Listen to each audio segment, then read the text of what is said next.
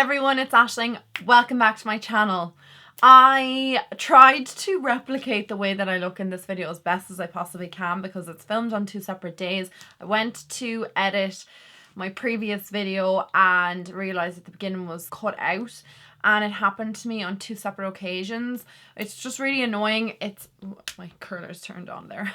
It's really annoying, but it's just because I actually have the wrong battery pack in my camera, so I've ordered the right one. I've ordered an actual Canon battery pack, so I'm so sorry about that, guys, but I hope it doesn't interfere too much. I think this is the last video that the beginning of it got cut out, but anyway, that's neither here nor there. In today's video, I'm going to be talking about my favorites of the month or the last little while. These are not necessarily April favorites, they're just like my favorites whilst in lockdown or things that I've been using on a daily basis. I got asked by a couple of subscribers to do this video, so I was like, yeah, okay, because normally I would do a hits and misses every single month, but because I haven't been trying anything different or haven't really been using that much makeup, I didn't think there was a point to do the video. But I have a couple of things I want to include in this video, so let's get started. So the first thing I want to talk about today is the iconic London Illuminator. I purchased this, I want to say maybe nearly 2 years ago, which is kind of crazy that I have this that long. You probably shouldn't have something that long, especially a liquid product, but I used it maybe once, possibly twice, and then kind of threw it in a drawer, forgot about it. But I've been recently dipping into it, and I'd say the last 6 weeks I've been using it quite a lot. I'd say nearly every second time I apply makeup I will use this product. And what I do with it is I mix it in with my foundation. So I will either apply this first all over my face after my primer, or I will mix it in with the foundation so that it kind of gives my skin this like luminosity kind of glow to my skin. Like without being too highlighted, it's more like glowy fresh skin. I really like this product, and I don't know why I kind of forgot about it or haven't really bothered using it, because it is such a good product. I think the reason that I wasn't that into it was just because it's an illuminator and I just didn't really like the way it applied on top of my foundation. Like it was fine and all, but I was just like, oh yeah, I wasn't crazy about it on top of my foundation, but under my foundation it is so good. And I've since kind of like discovered how to use it on top of the foundation as well to make it look nicer. So anyway, that's my first favorite of the month. I really like this, and it's the original one, just in case you are wondering. So next is a purchase I made about a week or two before my country went into lockdown, and it was like the last proper purchase I made, and it was from Elf, and it was this beauty sponge. So Elf have their own beauty sponges, but this particular one that's shaped like this, I don't even know how to describe it. It's like an egg with the bottom of it cut out. I don't know. This sponge is life, guys. Oh my god, it's such a good sponge. I picked it up because I was at an Elf counter. I don't know, was I at one in Boots? Somewhere. Anyway, it was a few weeks ago, but I saw it and I was like, oh, I'll just pick this up because my other beauty sponge from EX1 is kind of getting onto the stage where it needs to be thrown out. I try and throw my sponges out every couple of months. I know that's probably a bit too long to even have them, but this sponge I just picked up because it was really inexpensive. My god, it's such a good sponge. I don't think I'm going to use a beauty blender ever again now that this exists. I use it today. I use it every day. It blends my foundation so well into my skin. It just like makes my skin look airbrushed. It's such a good sponge. It doesn't absorb the product. It's not too hard on the skin. It's really nice, like flimsy sponge. So that's exactly what you want. I love it. It's such a good, inexpensive alternative to the beauty blender, and I highly recommend it. If you haven't tried it, you need to. Next, I want to talk about a face product that is kind of marketed as a foundation, but I don't know what the hell it is. It's the Maybelline Dream Urban Cover. I don't know whether it's a BB cream, a CC cream, a foundation. I use it as like a CC cream, but that's the way I interpret this product. I find it very similar to the IT Cosmetics CC cream. Actually, I need to pull down my blind. There's like a weird light coming in. I look two-toned. I think that's better. Anyway, the lighting wasn't great there for a while. So this product is described as a protective makeup. That's why I say I don't use it as a foundation, because it's not marketed as one, but it is super similar to the IT Cosmetics CC cream. I use the shade Nude Beige, which pretty much matches my face. It's a teeny bit light for my body, but you wouldn't really notice once you blend it in. It just makes your skin look airbrushed, and like your natural skin is just flawless, like there isn't a blemish on your skin. My skin only better, that's kind of the way I would describe it. It's such a gorgeous product, really lightweight, very inexpensive, and may have replaced my It Cosmetics CC cream. I don't know, because I haven't purchased that in a while. I just feel like the price of that versus this is almost comparable, and why would I pick that up when this is so good? But then I really like that product as well, so I don't know, but it is such a good product, and for the price I don't think you can beat it, and for what it does I just think it's great, especially during this time when I'm not really wearing heavy foundation, she says, whilst wearing a full face, but you know what I mean. It's not really something that I'm going for. It's not my vibe at the moment unless I'm filming, but on a day-to-day basis, if I really wanted to put makeup on to go to the shop, if I need essentials, this would be what I'm using. I purchased this again the same time I purchased the e.l.f. sponge, and it is again from e.l.f. It is their Poreless Putty Primer. I talked about this a while ago and I featured it in a few videos this month, and a lot of people asked me where I got it. Like I said, I got it on an e.l.f. counter. I will try and find where online you can get it and you can purchase it yourself. This is in the original, I believe. Is it called I don't know what it's called, but it's the original one, and it looks like that on the inside. I don't know how to describe it. It feels like a cream, almost like thicker than a cream, but it's just gorgeous on my skin. When I apply this on my skin, it like fills in all my pores and just makes my skin look really smooth. It's supposed to be similar to the Tatcha primer. They're kind of like putty primer. I don't know, I've never tried that one, but I have heard that it's supposed to be similar to. I've also heard that there's other alternatives to that Tatcha primer as well, but I don't know, I just picked this up because I thought it looked like a fun product, and I'm always like on the look for different types of products, and this one looked really good and I really like it. It looks gorgeous on my skin, and like I said, it just fills in my pores. It makes my skin really soft as well. It's a really great product, highly recommended. So this next product is a hair care product. This is a mask, and it's the Maui Moisture Strength Anti-Breakage Agave Hair Mask for chemically damaged hair. This is so good, guys. Oh my god, it's my sister's hair mask. So thanks, Ollie. I needed a hair mask and I was like, okay, I'll try this. I know she swears by this, and oh my god. First off, the scent. It's to die for. I don't even know how to describe what it is. It has pineapple extract, hibiscus oil, and agave. And it smells like heaven on earth. It actually smells like a tropical ocean paradise getaway. It's just gorgeous. So I use this on my hair, like obviously on the lengths.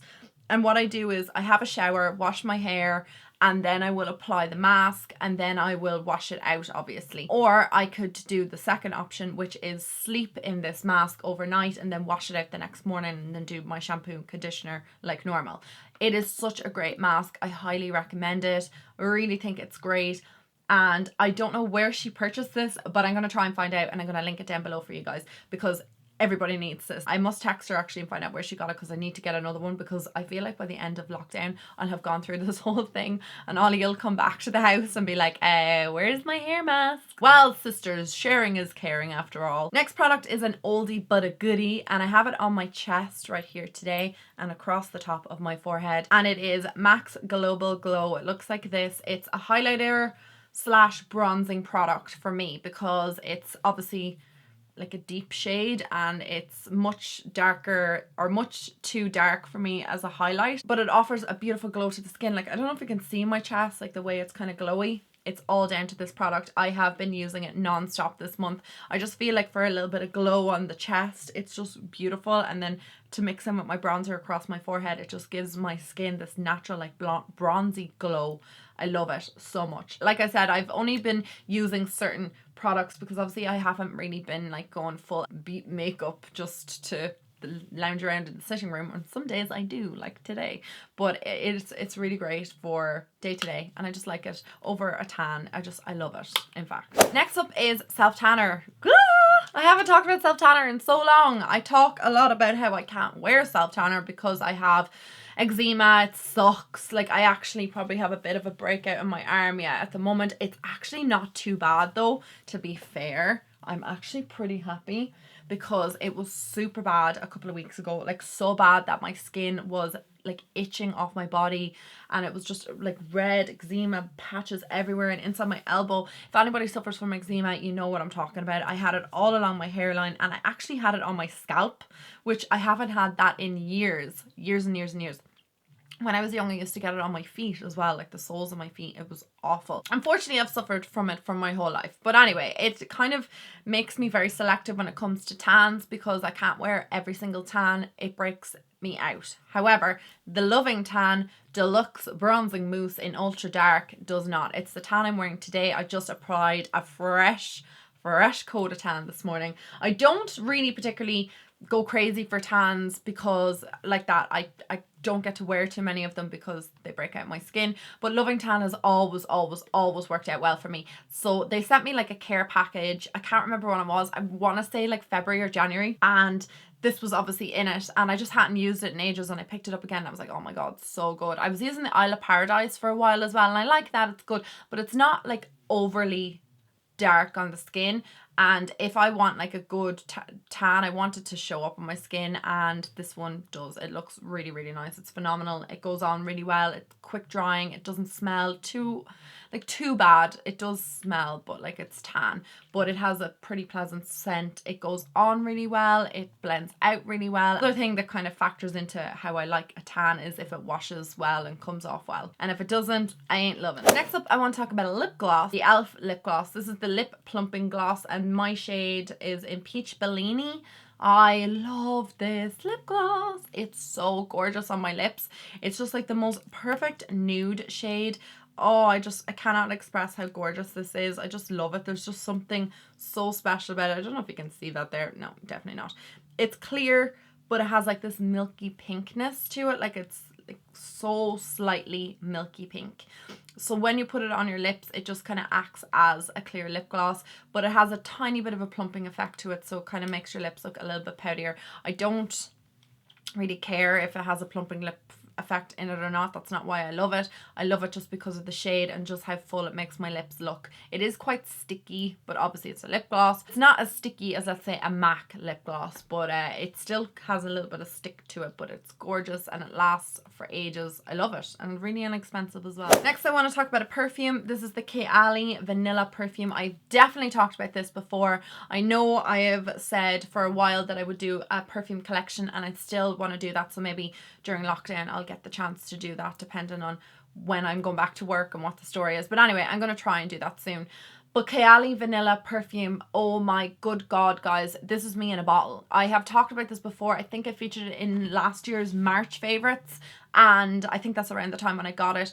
It is one of the most amazing scents ever. Like I said, this is me in a bottle. If you smell this, this is just what I smell like all the time. I bet even if I gave this to Paddy, he'd be like, yeah, that's what you smell like. I wear it so frequently and I love it. It is quite an expensive perfume. I think it's in the hundreds, but it is worth it. It is Huda Beauty's line of fragrances, if you didn't know. There's tons of them, and they're to be mixed together and layered, and they're also unisex. However, the vanilla one, in my opinion, no. I think that this is definitely a little bit more on the feminine side. I can see, because there's a little bit of a heaviness to it, kind of like a little bit of a vanilla musk almost to it. But I feel personally myself, this is more of a feminine scent. The other ones I have smelt are definitely unisex, but for me, there's just something very feminine about this. I can't even describe how it smells. Just think of vanilla and a little bit of heaviness, woodsy. Really bad at describing scents, but like a vanilla heavy woodsy scent. That's where I would go with that. Oh, love it. Love it so much. Actually, I'm going to spray some on me right now.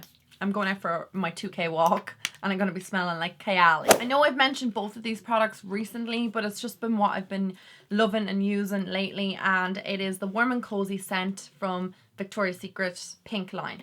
I love this. So I have the body lotion and the, obviously, body scent, body fragrance. This is the chilled one. It came out at Christmas, but it doesn't smell any different to any other time of the year. It says it has a coconut sorbet and winter vacay scent to it. I feel like it just smells exactly the same as Warm and Cozy always smells, and I didn't know there was coconut in it, but anyway, I love coconut. It's one of my favorite scents. The body lotion, lifesaver. I ran out of my Rituals body lotion recently. I love Rituals. If you guys don't know that, it's like my favorite scent ever. Rituals of Shakura. I love it so much. So I was using this instead as my body lotion because I ran out of the Rituals one and you can't buy it online. I've like tried everywhere, it's just out of stock, so I'm just gonna have to keep trying. Eventually I'll get it, or maybe by the time the shops reopen I'll be able to get it then. But this has been a lifesaver for me. My skin's been super dry while it's been indoors. I think it's just like there's a bit of heating still in my house, obviously, because some evenings and some days have been a bit cold. So the heating has been on. I just feel like it's dehydrated and dried out my skin. I am drinking a ton of water, but just probably not enough. But this has been a lifesaver for me. I feel like the most driest parts of me are my elbows and my ankles. Soles of my feet randomly as well, and around my fingers, around like my nail beds. Really, really, really strange. Feel like it's just so dry. My skin today, it's the first day that I've felt a bit of moisture in it, and I put it all down to that Kiehl's overnight recovery mask or overnight recovery oil. I'm not going to talk about that again today because I talk about it quite a lot, but yeah, I love that. But yeah, these have been like my favorite scents, and if it wasn't for that body lotion I would be as dry as the Sahara Desert. Next favorite is MAC Strip Down Lip Liner. It's my favorite lip liner of life, and I've been wearing it non-stop. It's the lip liner I've been literally wearing every single day. I repurchased it just before we went into lockdown, or just right around the time of lockdown. It is just the best lip liner ever. I can't describe how much I love it, and I've been loving it so much this month in particular. I ran out of it, like, well, not ran out of it, but it's down to nothing about whatever, like 4 weeks ago, and then I just picked up another one, and I was like, oh, I probably won't wear this for ages, but I've been literally wearing it every single time I put lip liner on. Don't know why, but I just love this shade of this lip liner. I just feel like it really goes with my complexion. And yeah, I know that's kind of like a random one, like a lip liner. My second last favorite of the month is a book. This is what I've been reading. I read it in a day. It's the Eleanor Oliphant is Completely Fine book. Read it so quickly, loved it, everything about it. If you're looking for a book whilst you're, you know, indoors and you want something good to read, I definitely recommend this. And I featured it in my lockdown haul. That might be up already. I will link it down below. But I did feature another book in it as well if you just want to see another book. I've ordered like 5 books online and some of them haven't come yet. I just think obviously the posts and stuff, like, it's just not delivering as frequently as it was. But that book is so good. And then my final favourite for the month is my e.l.f. Hydrating Bubble Mask. I love this mask. I have featured this in a video before. I believe it was like my morning routine or something. I love this mask. It's so good. It's really, really, really refreshing. After you take it off, your skin just feels like it has a new lease of life. I'm kind of weird when it comes to face masks because I nearly wanted to clean my skin. And like, you know that when you take it off that you feel like your skin is like revitalized. I don't really feel like I get that from a sheet mask. So I'm not really that big of a fan of them, but I do really like these bubble masks, and I love anything that kind of is charcoaly or anything that kind of dries on the skin and you wash it off, like that Urban Detox mask from Nivea. I talk about that quite a lot, so again, not going to feature that. But this mask has been like my ride or die this month, or for the last couple of weeks. I love it, and I would highly recommend it if you haven't tried it before, because it is just really, really, really good. So guys, that kind of wraps up my like most recent favorites. There are a couple like favorites that I've been loving, like hoodies and like socks and stuff, but I wasn't going to include them over the month because they are just so boring. Nobody wants to see any of that. But if you do want to see like a miscellaneous favorites, like maybe podcasts that I've been loving, or because I found a new podcast actually, do you know what, I'm going to throw that into the end of this video. So the latest podcast that I found, because obviously you guys know I'm a massive crime fan, like true crime fan. I really, really, really like true crime. I don't like it happening, but I like listening to the stories of how they solve it. And I don't know, I'm really fascinated by crime. Always have been, always will be. Even when I was a kid, I had a book on Jack the Ripper. I know, I was really young and I was like obsessed with it and how he murdered people. I don't know why. But anyway, the podcast is called Women and Crime. Really, really good. The 2 women who narrate it, they are just amazing. So their names are Amy Sholsberg and Megan Sachs, and they are just amazing. So their voices are nice and calming. I like them. They're New Yorkers, I believe, but I just like the tone and the rhythm of their voice. I need to be really into the narrator of a podcast, obviously, or else I just will not enjoy it. I don't care what story they're telling. I really need to like vibe with their their voices. Anyway, that is all I want to say today, guys. I hope you enjoyed today's video, and I will talk to all of you in my next one. Let me know what your favorites were for the month whilst you've been indoors. Like, what have you been loving? Maybe it could be like, I don't know, a food or something like that. For me, it's drinks wise. I've been loving those Vit Hits. I've been drinking them quite a lot. And my favorite bar, the Fulfill bar, the salted caramel one, I've been like living on them. They're like my favorite thing ever. Oh, and Mighty Munch. Been eating Mighty Munch quite a lot this month. Anyway, guys, I would love to hear some of your favorites, and yeah, tell me what they are, and I will talk to all you guys in my next video. Mwah. Bye, guys.